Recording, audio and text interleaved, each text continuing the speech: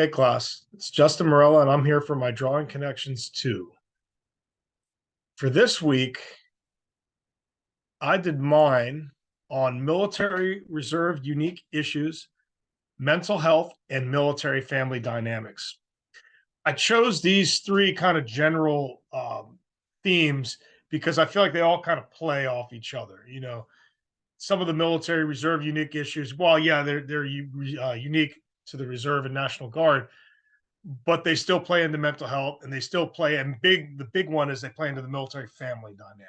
So we'll get started. Military reserve and National Guard unique issues. Military reservists face the unique challenge of transitioning between civilian and military worlds. I read that article and I was really, I wouldn't say blown away, but I was really enlightened by that because being active duty, and I'll get to a little bit more of like how we perceive, reservists later. Uh, you don't really think about the reserves. You think about you, and you're engrossed in the military life 24/7. Okay, you wake up, you live in the barracks, or you live in the military town.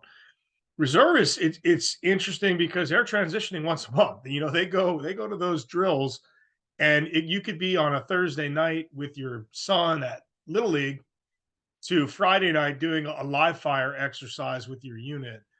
And then you transition once again 48 hours later.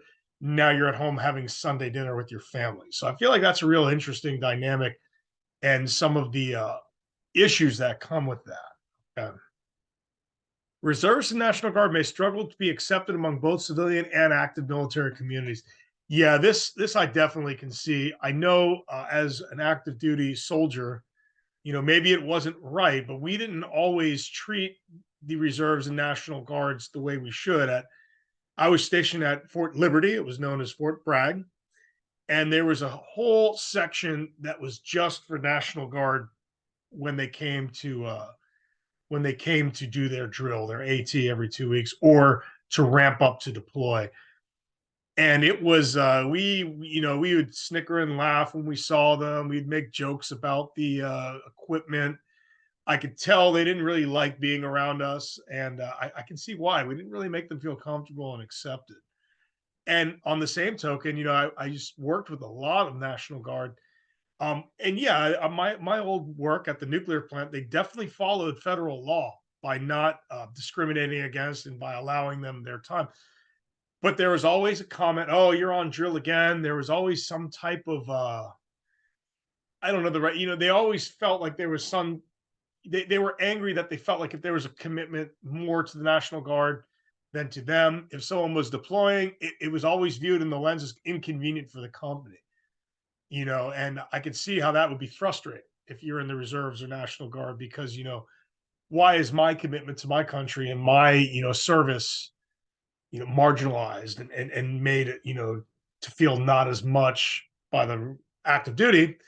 And on the same token, how come the company doesn't appreciate me like the other employees, that my time away isn't because I want to be away, it's because I have a commitment. So I could see how that would be very difficult to navigate. Living far from military installation could pose a challenge for the families seeking assistance while their loved one is deployed.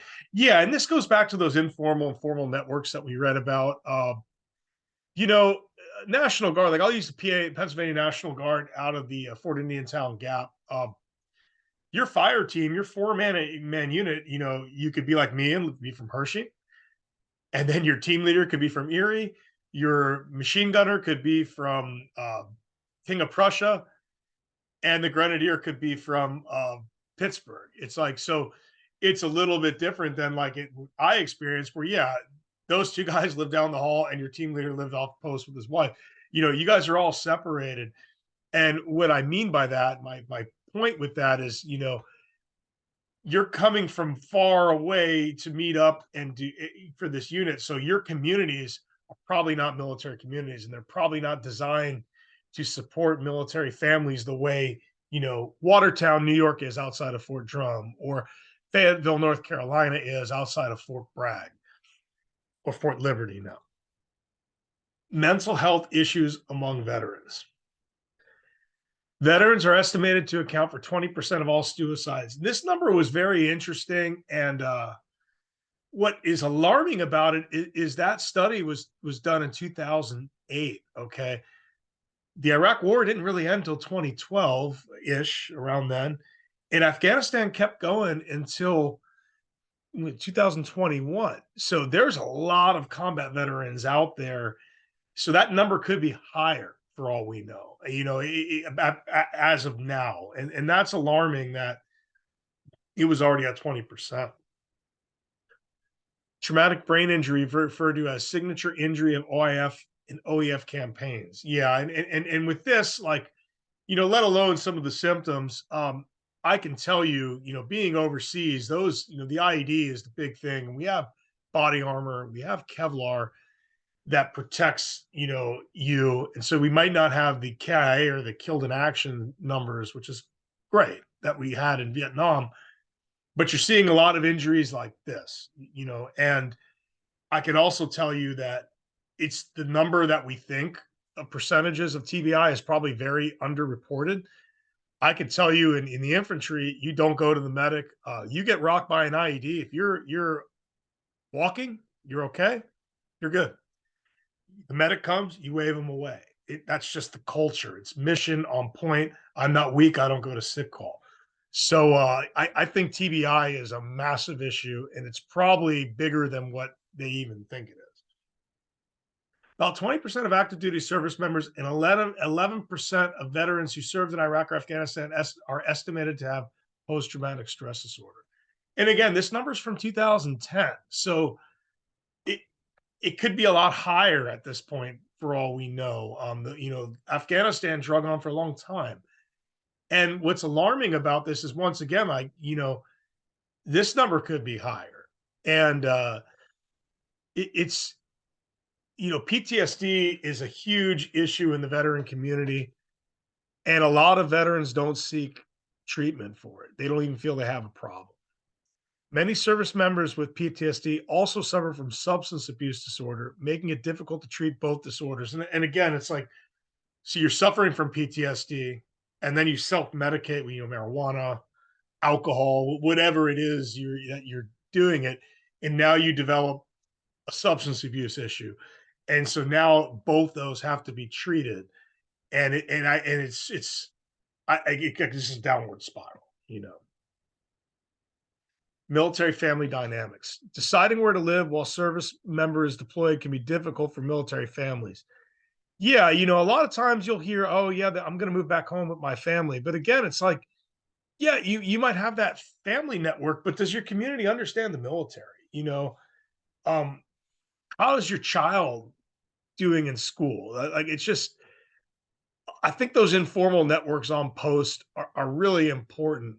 So I can see how this is a real big decision. And you make the wrong one, it's going to have, really bad consequences. Community capacity, military community's ability to support and sustain the families of service members while they are deployed. And that's really important when you make a decision like that, is to look at that community capacity. Like, what's the support system and the knowledge of a military family? Many military spouses and children suffer from secondary trauma. Yeah, and this is also alarming. Again, I deployed, and it was just me. I wasn't married. I didn't have kids yet. So I never thought of how my actions coming back would affect other people. And as a child, those are developmental years, have huge impact into who you become as an adult. So that's something that social workers really need to look at. Spouses of service members with PTSD report that they feel their partners are present absent. Yeah, and this was interesting because I could see it like, yes, they're physically there and you want them there, you want that support with the children and just that companionship, yet their mind is somewhere else because they're suffering from PTSD, and a spouse might not understand that, you know. Domestic violence increasingly becoming an issue in military communities. There are concerns that company and field grade commanders are not taking the problems as seriously as they should. And again, I saw the video, the Katie Couric, and where they asked them, yeah, the company commanders, again, the focus is on mission. And I hate to say it, but they'll try to minimize any issue if they feel it gets in the way of them being trained and prepared or their mission. So that's something very alarming to see because the consequences are very dire, as we've seen. Here are the references, the textbook, mainly sources provided by Dr. Bembo. And that's pretty much all I got. I didn't have a family, so this is new for me again.